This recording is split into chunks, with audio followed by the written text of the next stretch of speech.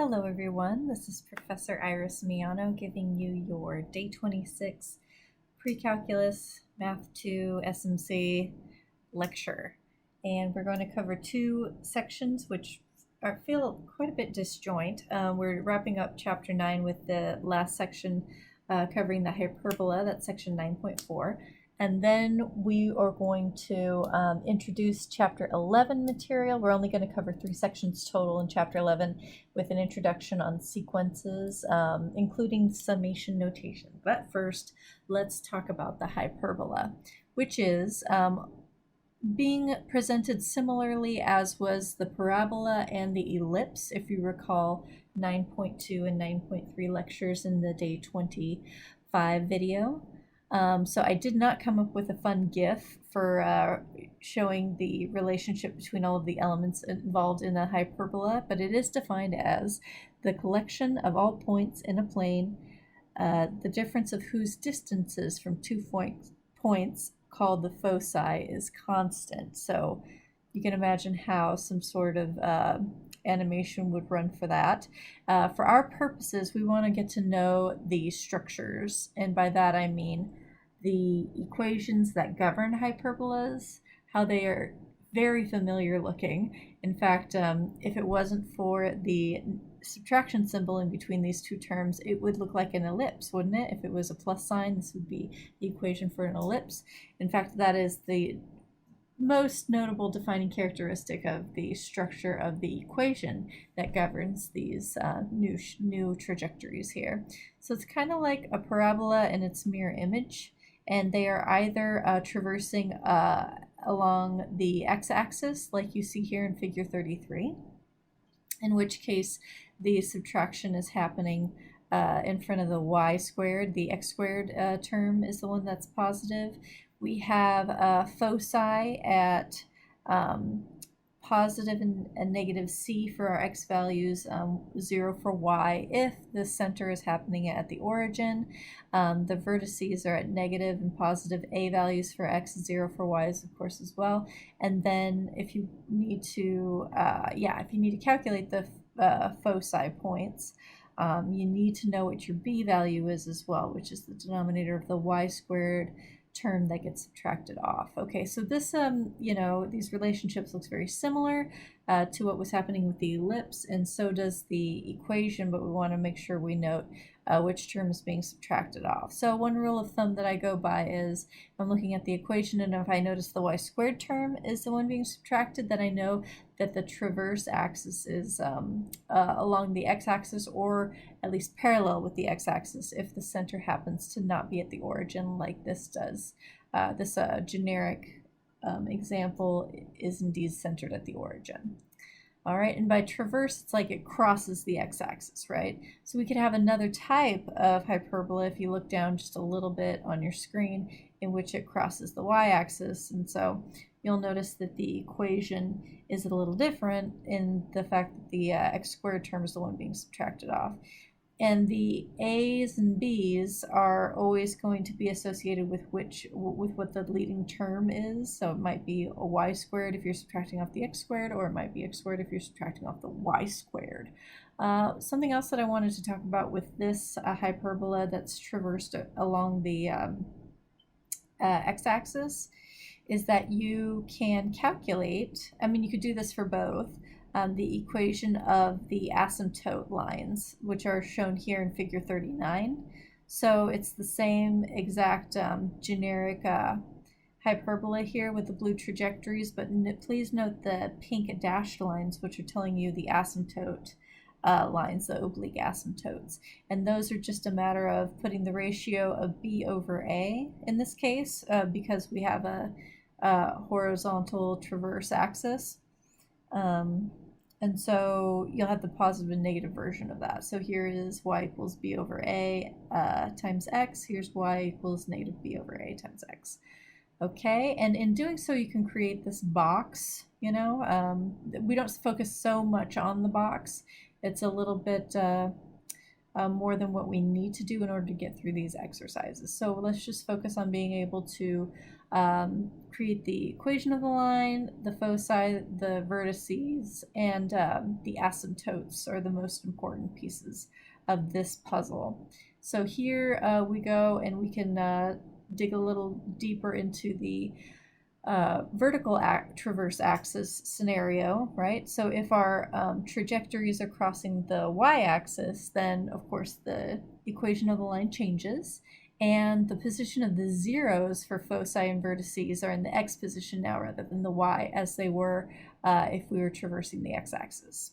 So some things to note about the structures of these elements here, and the asymptotes of the hyperbola when you have a vertical traverse axis, the ratio in front of your x and negative x become a over b instead of b over a. Okay, so it's a lot of information to take in, and it gets even worse when you're centered away from the origin. So if you have a center, non-origin center h comma k, then here are all of those same elements, but you need to do some vertical and horizontal shifting, and of course that's what the textbook recommends that you do, is not necessarily memorize this table. In fact, you do not need to memorize this table because I'm going to allow you to access it during the upcoming exam. So just learn to use this table in order to find, depending on what you're given, the center, the foci, the vertices, the equation of the line, and the asymptotes. So you'll be given like some pieces of that, and you'll have to find all of the other pieces and then graph it, unless of course you're given the graph to begin with. So without further ado, let's go ahead and just get into some practice, and that'll be the virtue by which we get to know some of this information. Okay, so notice in exercises 15 through 18, we are asked to look at the graph of the hyperbola given and then match each graph to its corresponding equation. So among 15, 16, 17, and 18, they can be matched up with equations A through D right above. Okay, so let's focus on looking at number 15 first and try and match it with one of these equations A through D. So I might notice that it is traversing along the x-axis, right? So it crosses the x-axis. So I know that the equation is going to have to be something of the form, because it's traversing x-axis. So it'll have to be of the form x squared minus y squared. Something else to note, so I'll just go dot, dot, dot. That's like the general look of it, is that something that I want you guys to note in looking at 15 through 18, the graphs, is that they are all indeed centered at the origin. So we're not going to have any, gnarly HK stuff. We're just going to really be looking at the A values and B values, and that's going to help us, in addition to the traverse axis, and that's going to help us determine which graph is which. So notice that I have a pretty wide stance with my trajectories here, as opposed to in number 16, I would call that a little narrow parabolas, where these are wider. And so if I was looking at maybe number 17 as comparison, that would be an x-axis traversal, and but narrow parabolas in my hyperbola. Okay, so anyway, I know it's going to be of the form x squared minus y squared, so it's either A or B, right? But which is which? Well, notice that the larger of the two denominators is with the B here and with the A there. So when you have a wide stanced trajectories here, that means that your A value is less than your B. So therefore, I would match number 15 up with B, in which the B value is always the denominator of the second term, and it's bigger than the A value, which in this case is a 1. So I'll leave B here. Number 16 is traverse on the y-axis.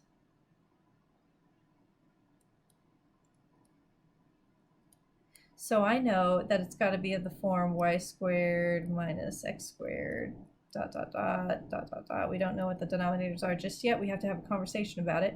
But I do know that it's a pretty narrow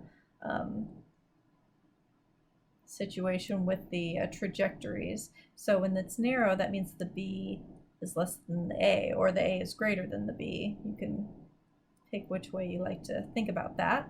And so because of the traverse on the y-axis, I know it's y squared minus x squared, so it's either C or D. And since the A value is bigger than the B value, by virtue of it being a narrow trajectory on the hyperbola, I know that 16 is C. And we could probably, from these first two analyses, relatively quickly pick who is who on numbers 17 and 18. This one's x-axis traversal.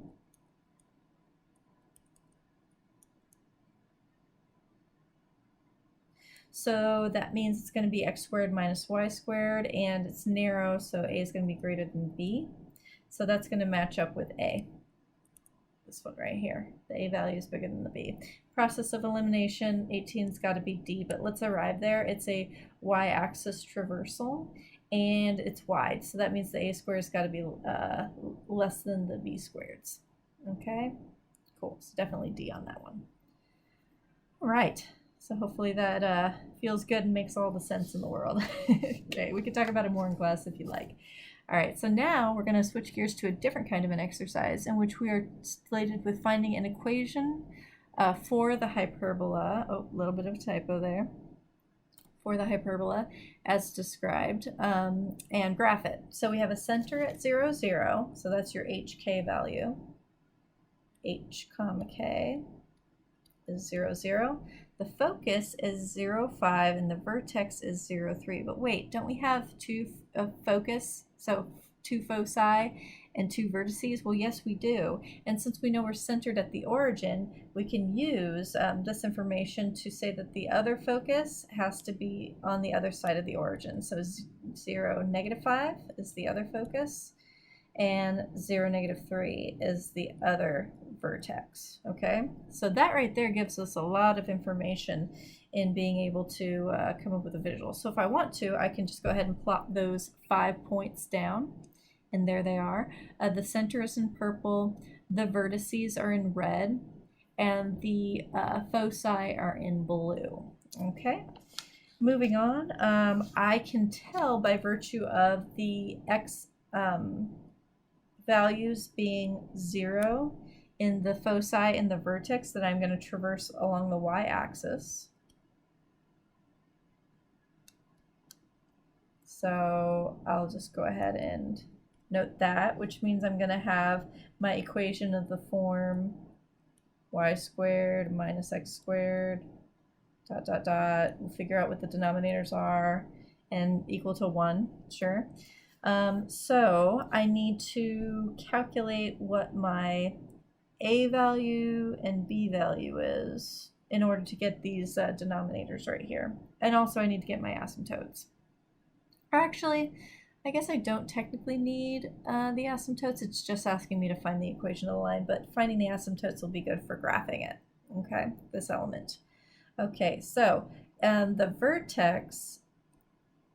vertices being given, that actually gives me the value of A. That's this 3, it's like the absolute value of these guys right here. So that means the A value is 3. And the C value is associated with the foci. So the C value is 5. So we can use this relationship of B squared equaling C squared minus A squared in order to find the value of B. B squared equals 5 squared, which is 25, minus 3 squared, which is 9. That means B squared equals 16, so B equals 4. Okay, so we know what B is, we know what A is. We can pretty much bust out the equation of the line now. It's going to be y squared over, what's the A value? 3, so that's square it, and you'll get 9, minus x squared over 4 squared, which will be 16, equals 1. And I know that I don't have any shifting on x and y because it was told to me earlier that I was centered at the origin. So that's why I don't have any x minus something quantity squared, or similarly for y. We're just ready to go ahead and call this the equation of the line. Done. But for graphing it, it'll be good for us to figure out what the asymptotes are. So I'm still going to do that. The asymptotes, hold on, let me actually erase that. Asymptotes are going to be a over b, is it a over b? It's a over b times x equals y. So y equals 3/4 x, but also the negative version of that as well. Y equals negative 3/4 x. So here I am. I'm going to plot the asymptotes, which are these oblique dotted green lines right here. And since I know I'm traversing the y-axis, and I know where my vertices are, that's these red dots right here, I'm going to go through those red dots, and I'm going to ride those asymptotes, and here is going to be my hyperbola. And there you have it. Okay? Very good. So hopefully that feels good, and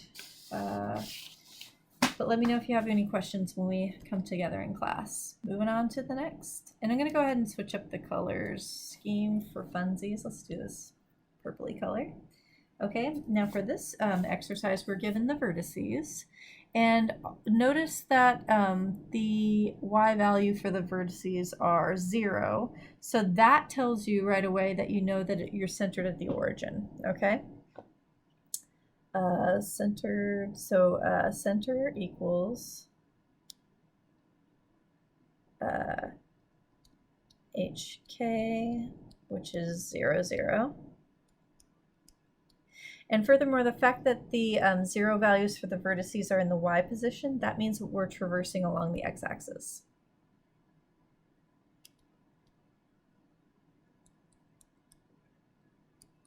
So that'll tell me that I'm having the equation be x squared dot dot dot underneath minus y squared dot dot dot equal 1. I don't know what this stuff is, but I'm going to figure it out in a second. So anyway, that's how I'm going to get this part of the structure going. Now, the fact that they gave me 4 and negative 4 for the vertices, that tells me my a value. A therefore equals 4. And they gave me one asymptote line. Okay, but the other asymptote line is going to be its negative counterpart. So also we have y equals negative 2x to glean from this. And we can use this asymptote line because we know that in general it's y equals plus or minus b over a, right, x. So b over a being negative 2, or 2 rather, b over a, because b over a is supposed to be, they're both supposed to be positive, equaling 2, and the fact that we know that a equals a 4, so let me go ahead and actually erase that. A is a 4, so this tells me that b actually has to equal 8. Cool, I have a, I have b. I have enough information to calculate the foci, and also that's the only piece of information that I'm missing, because b squared equals c squared minus a squared. So that'll be 64 equals, don't know what c squared is, but a squared is 16. So that means 80 equals c squared, which means that c, if I take the square root of both sides and simplify it all the way through, c will equal 4√5. Okay, cool. So that's giving me my foci. Foci will give me, so I need to have the same structure as the vertices. So my c values will be the positive and negative versions of them in the x position. So I'll have 4√5, 0. And negative 4√5, 0. So I have my foci, I have my vertices, I have my center, I have my asymptotes. I think I'm ready to rock and roll. Oh, furthermore, I need to finalize my equation. Now, I knew that it had the structure x squared minus y squared, sure. But what are the denominators? Well, I said a earlier was 4, so therefore the denominator on the x squared should be the square of 4, which is 16. And y squared will be over a 64, which is 8 squared, value of b. So there's the equation of the hyperbola. And let's go ahead and put these elements together in the graph as well. So here are my center, my vertices. The center's in purple, vertices are red at 4 and -4, and my foci are in blue, and those are the values of 4√5 and -4√5. Here are my asymptotes of y equals -2x and y equals +2x. And then, so I know that I'm going to traverse the x-axis, so I need to go through my vertices, the red points, and ride my green dotted line asymptotes, and that'll give me my hyperbola graphed in red. All right, and there you have it. Great. Moving on to number 34. So here we're going to be given the equation of the line, and it's our job to find the center, traverse axis, vertices, foci, and asymptotes, and then of course graph the equation. So you may notice that since we have the structure x squared minus y squared going on there, that we indeed traverse along the x-axis. So the traverse axis, I'll start there. Let's get a different color going. Let's go this blue color. So the traverse axis is the x-axis. Furthermore, the fact that the x squared and y squareds don't have any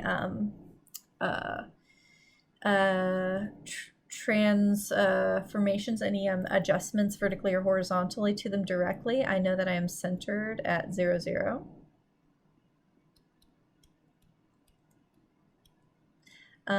My vertices and foci, let's see, okay, so I might notice the equation of the line is not in standard form, so if I divide both sides by 4, x squared over 4 minus y squared over 4 equals 1, I can look at my a and b values, so I know that a equals 2 and b equals 2. Okay. So then I can use that to find my, well, I mean, okay, so let's first find the vertices. That's easy because you use that 2 information. Vertices. And since I'm traversing along the x-axis, my y values need to be 0. So my vertices will be at 2, 0, and -2, 0. My foci will be associated with my c values. But what is my c value? Well, I'll need to calculate it. B squared equals c squared minus a squared. That'll be 4 equals c squared minus 4. So therefore, c squared needs to equal 8. So therefore, c equals 2√2. Okay, so that means that my foci are at 2√2, 0 and -2√2, 0.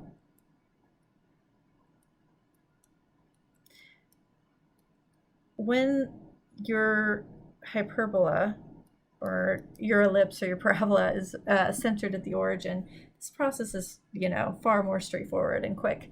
There's not all that extra complication of trying to make adjustments with the transformations, but we'll have plenty of examples of that coming up soon. Okay, so last we need to get our asymptotes, and those occur at y equals, let's see, since we are traversing the x-axis, it's either going to be b over a or a over b, but you know what? I don't even really need to make that distinction because a and b are the same value. So that means that my asymptotes are happening at y equals x and y equals -x.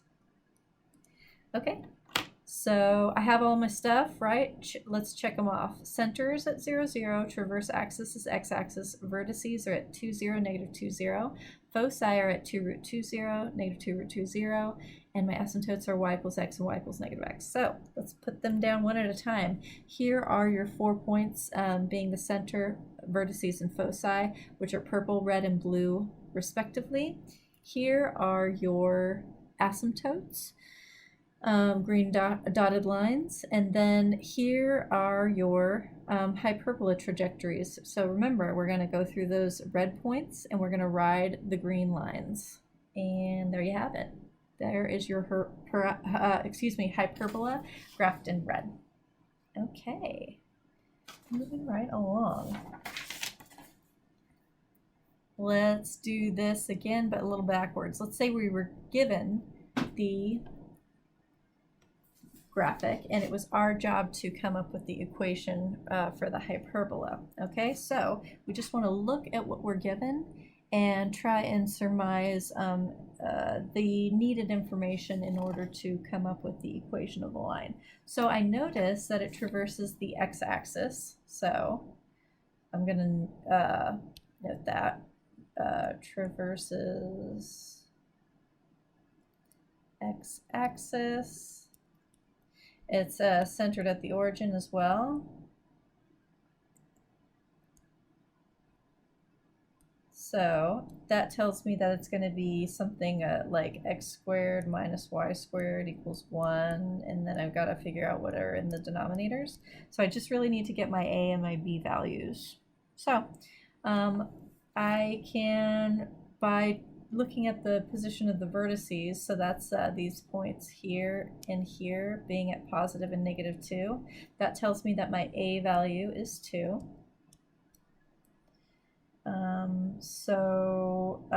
Furthermore, they gave me the equation of the asymptote lines, so that's y equals 2x and y equals negative 2x. So the fact that my a is 2, and I know that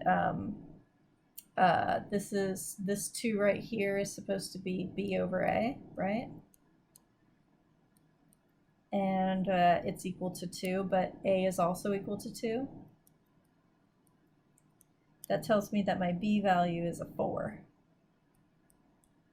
B equals 4. So therefore, I know my a and my b. That's all I really need to know, along with the fact that it's centered at the origin, in order to give me the ability to report this equation as the thing that governs the hyperbola graphed in blue. That's x squared over 4 minus y squared over 16, squaring the a of 2 to get the 4, squaring the b of 4 to get the 16, set it equal to 1. And that's all there is to that. Okay, cool. Now let's go ahead and up the ante on the difficulty level and investigate how to find the equation for the hyperbola. Again, that same typo, for the hyperbola. But it's going to be centered somewhere other than the origin to, increase the complexity, but it's nothing we can't handle, particularly if we refer to table 4 in order to guide our steps here. Okay, so the center is at negative 3, 1, so that's your h comma k value. Let's see, how do we want to change the color scheme here? First of all, I want to erase this right here. And what would be a good fun color we haven't used yet? How about this orange color? It's gonna hurt everybody's eyeballs. We'll try it. So that's your hk. H is negative 3, k is 1. The focus is at negative 3, 6. Interesting. Okay, so notice that the x value did not change from the center. So this is still h, and this is still h over here for the vertex. So when the focus and the vertex have the same value as the center, we know that we are traversing on an axis that is parallel to the y-axis. So if the x value doesn't change, we're traversing over the y-axis. Traversing parallel to y-axis.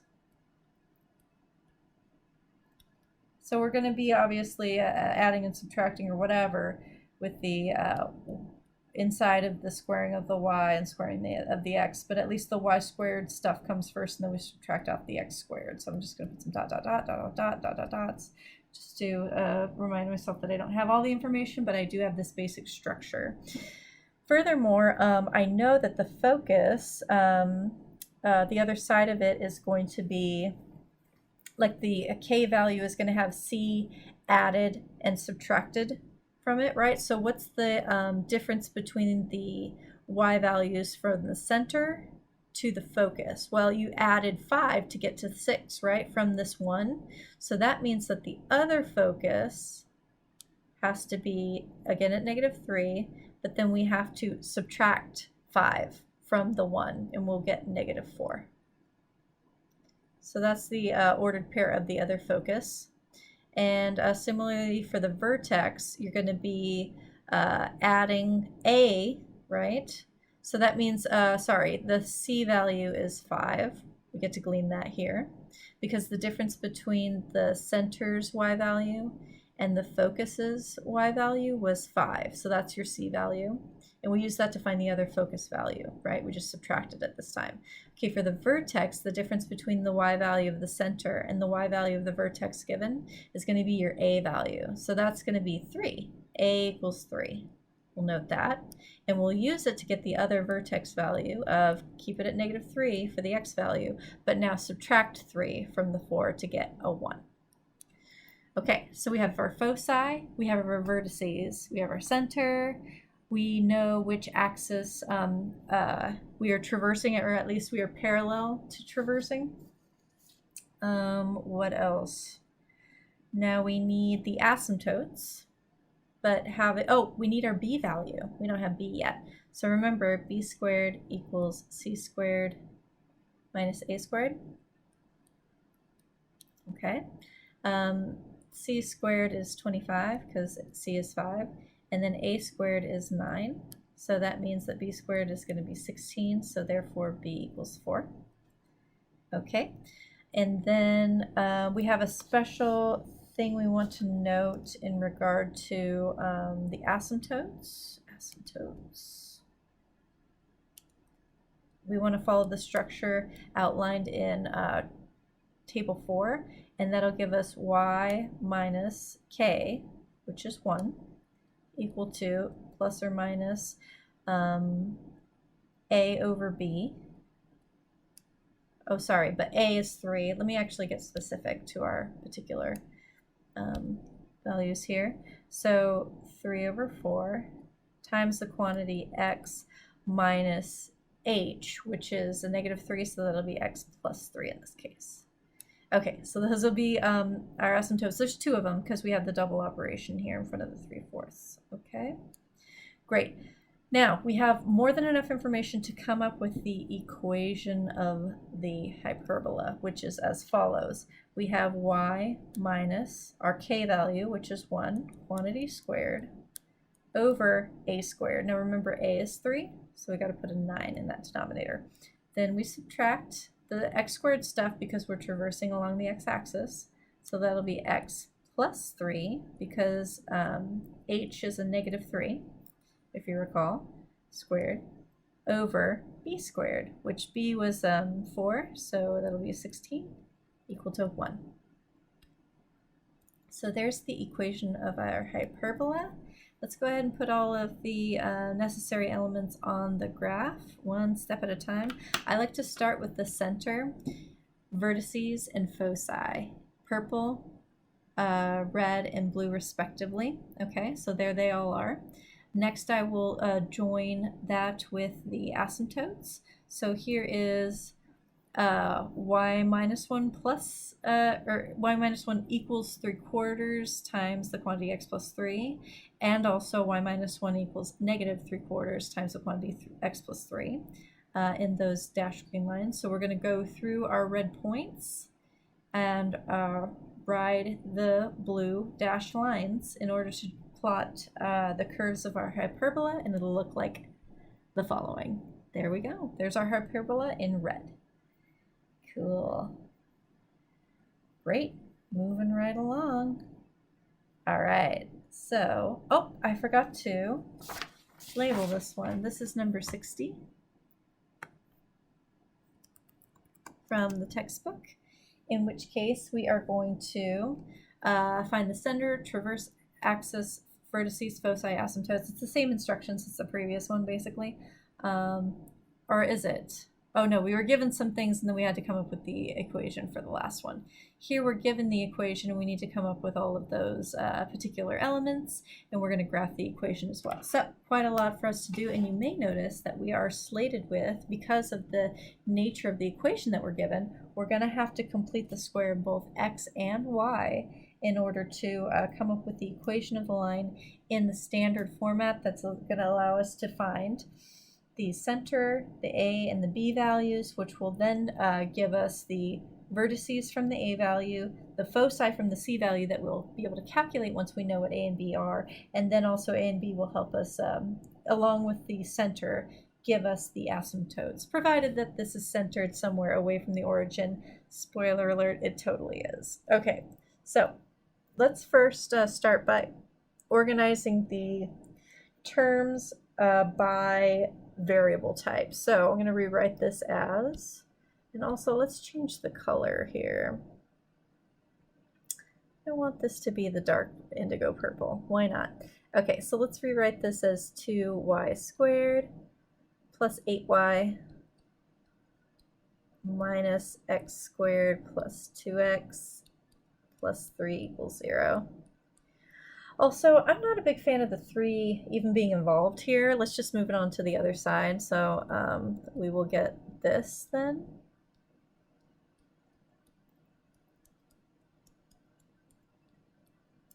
Now I want to group these things in such a way to set them up for completing the square. So I'm going to take out the GCF, right, to make the leading coefficient of the y stuff to be trivial. So that'll give me 2 times the quantity y squared plus 4y plus, and I'll leave a blank right there for completing the square.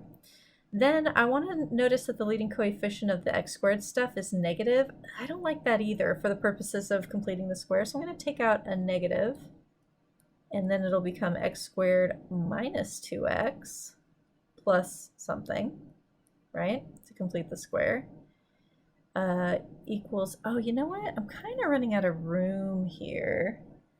I would rather have some more room. Let me actually just see if this is going to work. Watch this. Nope. Okay, it's going to get a little wonky on me, but I'm going to try and, yes. This is what I want to do. I just want to pick all of this up and move it down a bit. There we go. So I don't have to rewrite it. Nice. Okay, so yes, and then that'll be equal to, oops, get my drawing tool back up, -3, and then I'm going to add something here, and then I'm also going to subtract something, which is going to take into account the fact that I pulled out a negative sign. I know it's probably feels a little bit weird.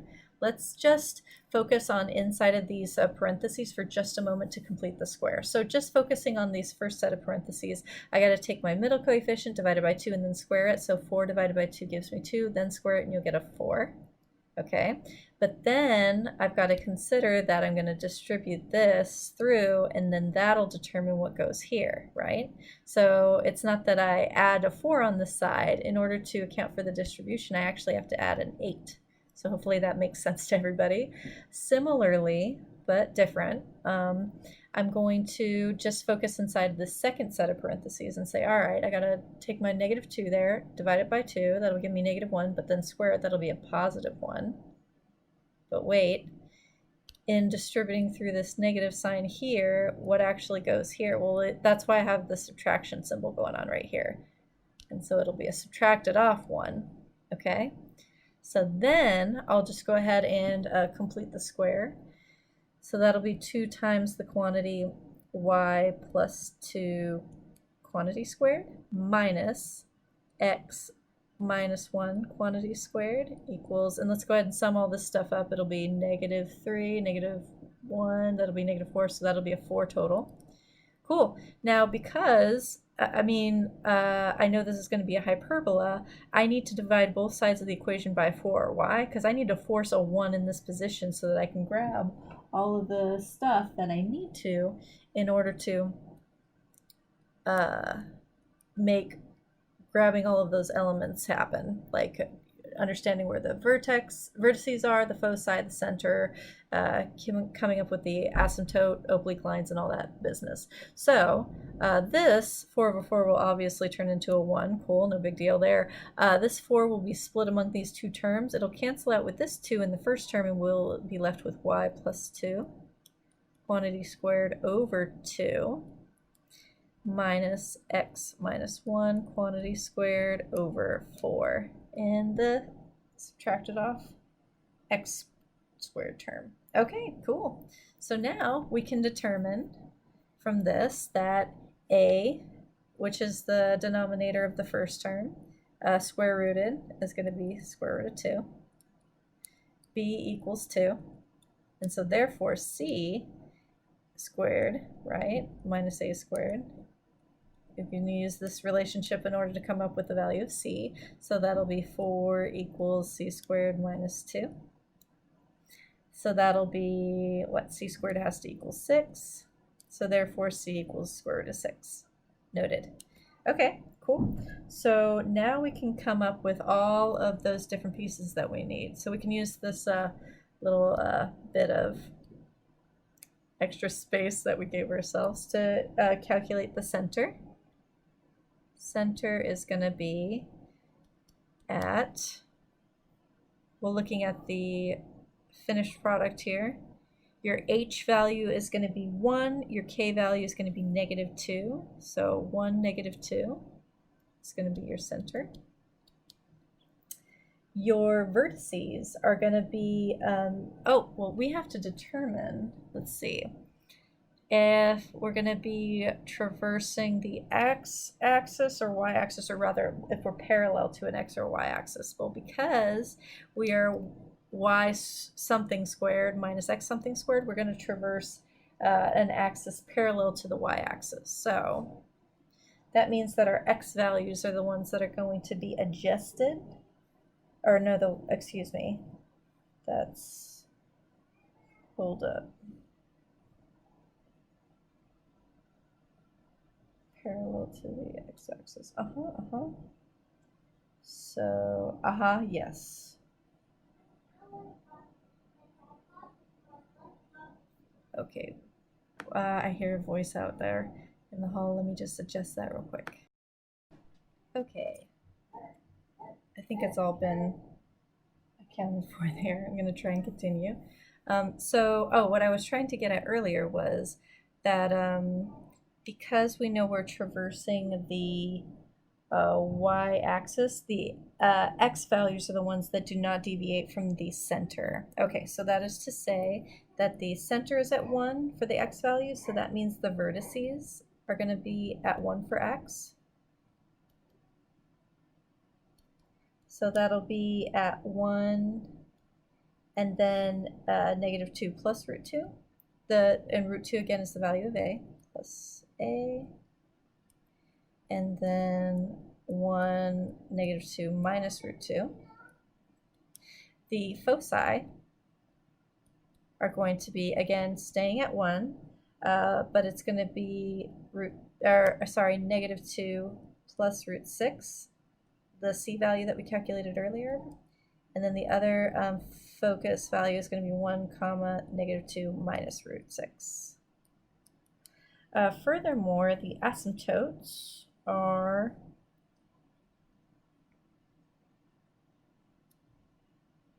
going to be at, and we're going to use the structure from table 4, y plus 2 equals plus or minus root 2 over 2, a over b, right, times the quantity x minus 1.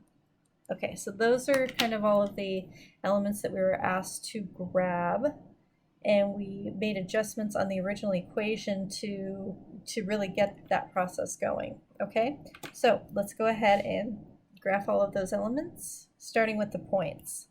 So here is your center in purple, your vertices in red, and your foci in blue. Let's throw the asymptotes in the mix. Those are your dotted green lines there. indicated by these equations here. And yes, there's two equations because there's a double operation in front of the root 2 over 2 coefficient. And then going through those red dots and writing those green lines, we should get this for our hyperbola trajectories. And that is that for the hyperbola section. So now, I might recommend that you take a hefty break just to reset your brain a little bit to get into the section 11.1, which is next, regarding sequences, because it's a whole different animal here. Okay, so I'll pause for a second to let you press pause if you want to take a break. And now here we go for it. So a sequence is defined as a function whose domain is the set of positive integers. So you may notice this little looking like what's it called, exponential decay-ish kind of a thing. It's really f of x equals 1 over x. It's the quadrant 1 elements, just quadrant 1 of the reciprocal function, if you recall, from the parent function. So it's, yeah, just x equaling or greater than 0. So you may notice that if you just take individual points at the domain values of the natural number set, 1, 2, 3, 4, you'll get outputs of 1, 1/2, 1/3, 1/4. And so that is to say that this function could be represented with those particular terms if you wanted to turn it into a sequence, okay, in which the first term would be, the function's output when the input's 1, right? So just throw it underneath a 1. 1 over 1 would just be 1. The second term would be the value of 2, the subscript, right, of the second term, in the denominator underneath a 1, and so on and so forth. And then you can see what the nth term would look like. Well, it would just be 1 over whatever that term you speak of, okay? The nth term is just a generic way of describing some term in the future. We don't know what it is, but we could write it in some general way using the pattern of the sequence.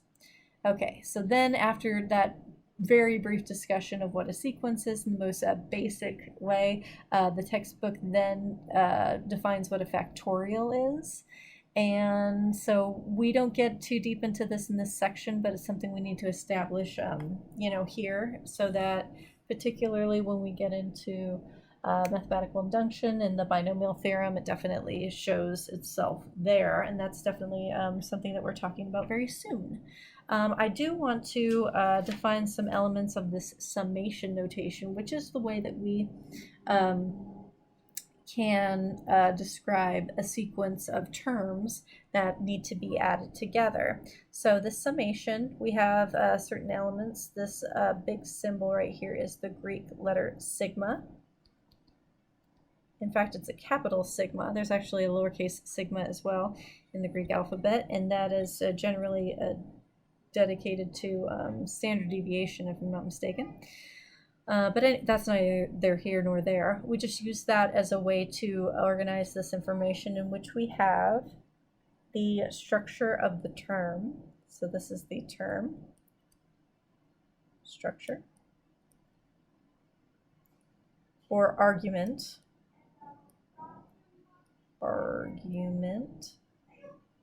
It's going on here. And the K is known as the index.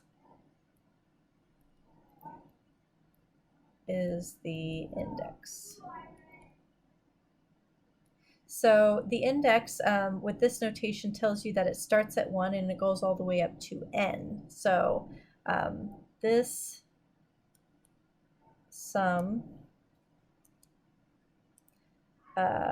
starts at the first term and adds all the way up to the nth term.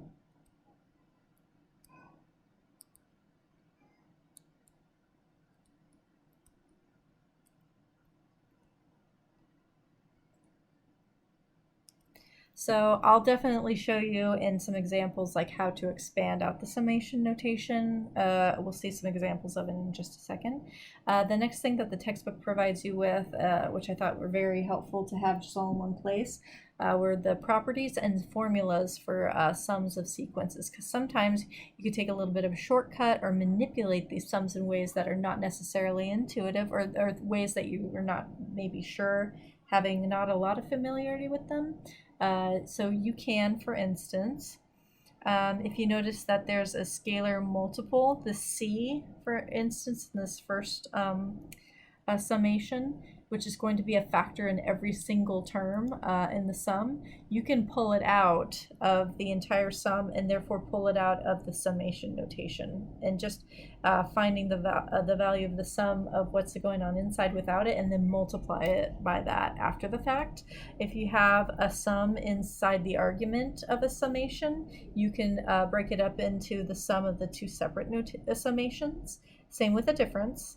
And then also, and this will be especially helpful in one of the examples that I'm going to go over, if you happen to start somewhere other than 1, you can use this little bit of trickery right here in order to, with relative quickness and ease, determine what the ultimate sum is by using a little bit of very creative subtraction there. Okay. Furthermore, there are some formulas down here that allow you to come up with the ultimate sum. You have to know where you're starting and where you're finishing, and then depending on the structure of the argument, you can go straight to these little shortcuts right here. Okay, so those will come up in the examples as needed, and then you'll certainly do some exercises that need some of the other formulas and properties that we're not necessarily going to use in our examples, but they're definitely a fair game to use. Okay, so let's go ahead and practice, and we're going to start off relatively easy by just writing down the first 5 terms in each of these sequences. We're just going to do 2 examples of this, starting with number 16, in which we have S sub n as being the sequence, and it's governed by the structure of, we're going to take the terms, the number of the term, square it, and then add 1. So therefore, S sub 1 is going to be just 1 squared plus 1. What is that? Well, that's 1 plus 1, which is 2. Cool. No sweat there. S sub 2 is going to be, take the n value, so the number of the term that you have, square it, and then add 1. So that'll be 4 plus 1, which is 5, right? Okay. Third term, that'll be 3, because we're on the third term, square it, plus 1. That's 9 plus 1, which is 10. All right, only 2 more to go. Fourth term, that'll be 4 squared plus 1. 16 plus 1 is 17. Lastly, the fifth term is going to be 5 squared plus 1. 25 plus 1 will be 26.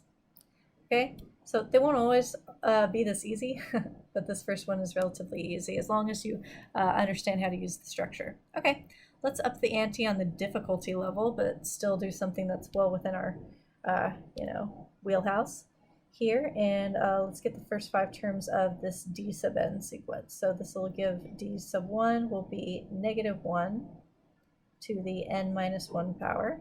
Or sorry, n is 1, so that'll be 1 minus 1, which is 0. I'll go ahead and put this to the 0 power straight away. And then that'll be 1 over 2 times 1, which is 2 minus 1. So what's 2 minus 1 going to yield? That'll be a 1.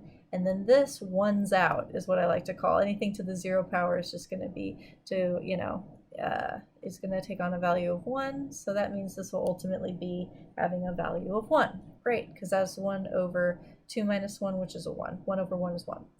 Great. So let's get the second term in the D sequence. This time we'll have -1 to the first power, so it's going to be alternating in sign. That's when you see -1 to some power in your sequence, then the terms are going to alternate in sign. So that's one thing that you'll just come to know. And this will be in the, this ratio here will be 2 over, what's 2 times 2 minus 1? That'll be 3, or 4 minus 1. I guess I'll just write it out. So it'll be negative by virtue of this -1 having an odd exponent, and this will become 2 over 3, which is negative 2/3. All right, d3, that'll be negative 1 to the second power, which will be 1ing out by virtue of this negative 1 factor being multiplied an even number of times. Then it'll be 3 over 6 minus 1. So that'll be positive 3/5 value. D sub 4, fourth term of D sequence will be negative 1 to the third power, so negative 1 proper. And then that'll be a 4 over 8 minus 1. So that'll be a negative 4/7. And lastly, fifth term in the D sequence will be negative 1 to the fourth power, so that'll be 1ing out. 5 over 10 minus 1, which will be 5/9 and positive. Okay, so there you have it. Make sure that those are clear enough as equal signs. Oh, perfect. Okay, so they can get more and more complicated, particularly when you have alternating signs. You want to be careful for that. All right, now for these next two examples, there's not much more to it other than seeing the pattern and being able to assign certain elements as being of value n, or n plus 1, or n minus 1, as the case may be. So with this first sequence, which we're going to define as a sub n, we might notice in this pattern that we have the numerators are all fixed at 1. Okay, so definitely this is going to be fixing the numerator at 1. No big deal there. No change up top. Down below, though, we have a product between what appears to be the term number times the next term number, right? So maybe we can define it as n being the term number, and then n plus 1 being the thing that you multiply it by. Turns out that is precisely how you will define this particular sequence.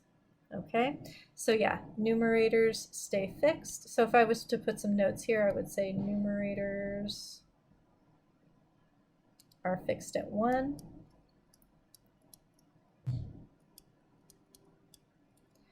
Denominators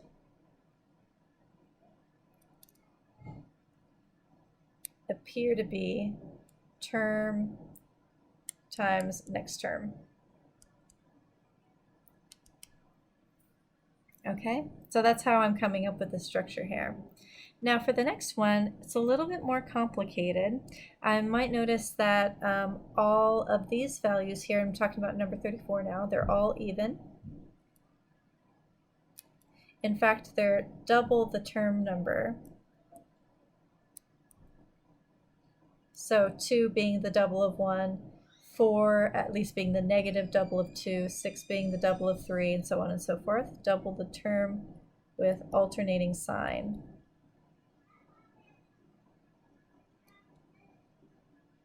So I need an alternating sign. I need negative 1 to some power. Now, it would be really nice if the first term was positive, so I need the negative 1 to either be to the n plus 1 or n minus 1 power. So let's see what would work out best. And also the other element would be double the term. And so I'm thinking n minus 1 might work out really nicely. What would be the consequences if I had an n plus 1? I don't think there would be any consequences other than... No, that would be perfectly fine. So that could be an alternative way to define this particular sequence. Yeah, but that'll do it. And if you have any doubts about what you've created here, just punch out the first few terms and make sure that they match the pattern in the original exercise, and then you're all good. Okay, great. So again, the fact that the first term was positive, but I needed to have alternating sign, that's what governed the exponent on the negative 1 factor as being either n plus 1 or n minus 1, and then we had to otherwise double the the term number. So that's how I have 2n. Okay, cool. In the next two examples, we will note that a sequence is defined recursively. So recursively just means it's based on some previous terms. So that's why we have these n sub a sub n sub minus 1 or a sub n minus 2s, as the case may be. And we're going to use that fact to write down the first 5 terms. So the first one is given to us, so that's easy peasy. We've got a sub 1 equals 1. Let me actually make that a little bit more obvious. Okay, so there's that. A sub 2, therefore, we're going to use the a sub n structure here. So that'll be 2 minus a sub 1, right? Because 2 minus 1 in that subscript is going to give you a sub 1. So that equals 2 minus 1, which equals 1. Great. A sub 3 is going to be 3 minus a sub 2, the previous term. Now, that's 3 minus, what was the previous term? Well, it was a 1. So that'll give us an output of 2. A sub 4. That'll be 4 minus a sub 3, which is 4 minus 2, which gives us 2 yet again. Last one, a sub 5, that's 5 minus a sub 4. Recall that a sub 4 was 2, so that means a sub 5 will therefore have a value of 3. And there you have it. That's it for that one. Okay, now for the next one, we're going to have a little bit more complication to it, but again, nothing we can't handle. And the first 2 terms are actually given to us, so we got some freebies here. A sub 1 is negative 1, a sub 2 is 1, a sub 3, and we needed to know what the first 2 terms were because we go back 2 terms in order to define the general sequence, okay? So a sub 3 will therefore be a sub 1, because 3 minus 2 is a 1, plus n, which is 3 in this case, times a sub 2, which is negative 1 plus 3 times 1, which equals 2. Checks notes. Yes, we're good. Okay, a sub 4 equals a sub 2. Go 2 back from the term in question, plus 4 times a sub 3. So a sub 2 was 1, plus 4 times, what was a sub 3? Well, it was a 2. So that'll give us a 9. Last one, a sub 5, that's a sub 3, plus 5 times a sub 4. Okay, a sub 3 was what? A 2, plus 5 times a sub 4, which was a 9. 5 times 9 is 45, plus 2 is 47. Ooh, jumped up real far on that last term. And there you have it. Okay, moving on. Let's get into the summation notation now. Now, when they ask you to write out each sum, and notice that the end of the index is not known to you, you're going to go all the way out to n. That means that they're just asking you to write down the first 3 terms, and this is just a general convention. They just want you to write out the first 3 terms, and then go plus dot dot dot, and then plus, and then you get to just copy down the argument with an n instead of a k. It's really just that simple, because there's no way for you to know, right, the value of this entire sum, and unless you know where you're going to end. So here we go. Let's find out the first term is when k equals 1. So plug in a 1 for k. 2 times 1 is 2, plus 1 is 3. The first term is 3. Plus, what's the second term going to be? Well, when k equals 2, you have 2 times 2 as the first term, that's 4, plus 1 is 5. Okay, what about when k equals 3? When k equals 3, we have 3 times 2 is 6, plus 1 is 7. Okay, I have the first 3 terms added together. Great, I don't need to sum them together. I just need to go plus dot dot dot. It continues in this fashion until we get to the last term. We don't know what it is because we don't know what n is, but it has the structure of 2n plus 1 and call it good. That's literally all they want for you to write out each sum, okay? Let's do this again for number 58. Okay, again, first three terms, keep the pattern going with a dot, dot, dot, and then rewrite the argument, but with n's instead of k's. So what's the first term going to be? Okay, so we have -1 to the k plus 1 power. So put a 1 in for k, that'll be -1 to the second power. That 1's out this first term, doesn't it? And then 2 to the first power will be, or sorry, 3 is where we're starting off here, 3. So 3 is in for k, my bad, I misspoke earlier. K is not 1 to begin with, k is 3 to begin with. So 3 plus 1 in the exponent on the -1. Luckily 1's out that first term anyway, so it'll be positive. And then 2 to the third power will yield an 8. Okay, then for k equal 4, that'll be the next term. 4 plus 1 is 5 on the exponent, so the next term will be negative, so you'll technically be subtracting it, okay? And 2 to the fourth power will be 16. Then the fifth term will be 5 plus 1 in the exponent, 6, so that'll 1 out this first factor here of -1. And then 2 to the sixth power will be 30, or to the fifth power rather, it will be 32, and it's positive, plus 32. We know the next term will be negative because it'll be 6, right? 3, 4, 5, 6.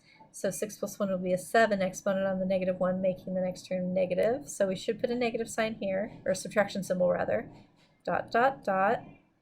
And then generically we will put plus, even though we're not sure, because the structure of the argument will account for what sign the last term is going to be. And it's going to be the exact argument, but with n's instead of k's. So n plus 1 power on the -1, 2 to the n power. And that's it, okay? That's all they're looking for exercises that are asking you to write out each sum.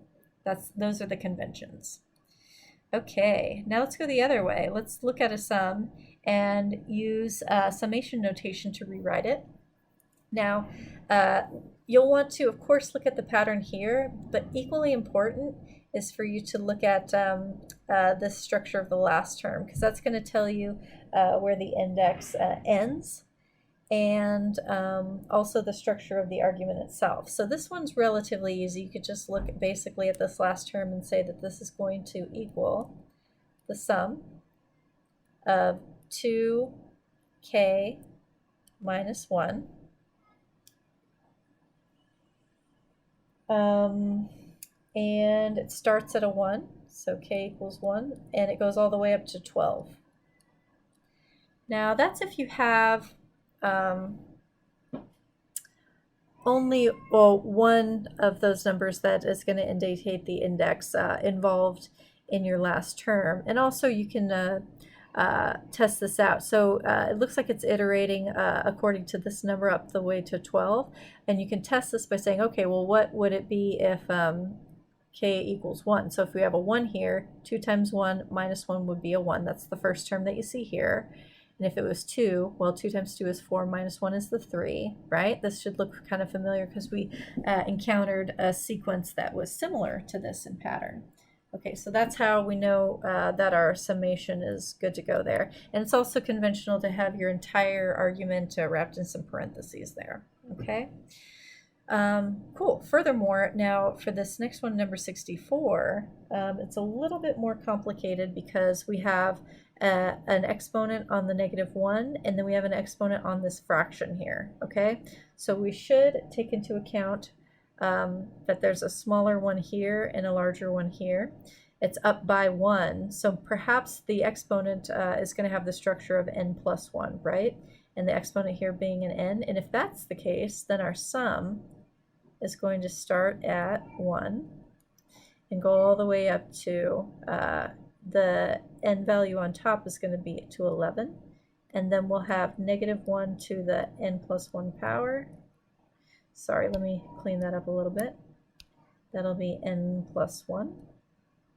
And then the exponent on the 2/3 will be to the nth power. Now you can always check this, right? or to the kth power. Sorry, these should be k's right here. You just fix my notation there. Yikes. Should be k plus 1 and kth power. The n value, it did go up to 11. Okay. Yeah, so that's how we know we should do k plus 1 plus and then k here. Well, really, it's all a matter of kind of playing around with it. So I just guessed that maybe I'll have the n value go, the index go all the way up to 11, and so that should structure this one exponent as a k plus 1 rather than a k minus 1, and going to 12. Okay, sorry, these are so sloppy. Let me just say another word about this. You'll just want to punch out a few terms just to make sure that they do line up with the sequence. So if k equals 1, then we have 2 in the exponent on the negative 1, making it a positive 1 factor, and 2/3 to the first power is matches up there. Cool. Now, if we have it's the second term, that'll have a 2 in the k position here, the exponent on the negative 1 being a 3, so we have a negative factor. Yep, that checks out here that the second term is negative. And furthermore, if we square this 2/3, we will indeed get a 4/9 and 8/27 and so on and so forth, alternating the sign. So we're good to go on that? Okay. Great. Okay, so I think we're ready to now wrap things up with these last two examples in which we are going to find the sum of each sequence. You might notice that number 70 has that C structure, right, where there's no actual K value, there's no variable going on in here. So this is just going to end up being 8 plus 8 plus 8, right? 50 times over, plus dot dot dot. So we can rewrite this as 8 times 50. That's the little shortcut that was given to you in the textbook under, it was one of the formulas. Yep, okay. So what does 8 times 50 give us? 400? And yep, that is the sum of this particular sequence. Okay, great. So with this one, on the other hand, oof, we have a couple of levels of complication. First of all, we have a variable in here, so we need to take that into account. And also, we're not starting at k equals 1. Yikes. So how can we adjust for this? Well, first thing you can do is take out this -3 factor, okay? So these are equivalent right here. Then you can look in that, that formula chart and say to yourself, oh, okay, well, if it's the sum of k going from 1 to n, then I can summarize that by having it be n times n plus 1 all over 2. Cool, but I'm not starting from 8. So go back to the properties and look at the very last property, and the structure of that is going to give us a clue on how we're going to be able to adjust for that. So it turns out, take out that -3 from everything, and we can subtract the following two summations here. So we can take pretend like we're starting at 1 and going all the way to 40 for k, and then subtract from it going from 1 to 7, right? Because then that'll allow us to pick up where we left off and go to 8.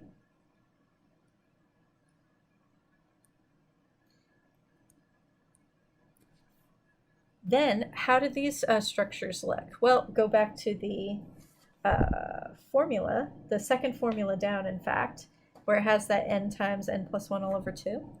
So that'll allow us to go for this. This first summation can be rewritten as 40 times 41. So that's n times n plus 1 all over 2. And then we're going to subtract that from 7 times 8, so that's n plus 1 for the second summation all over 2.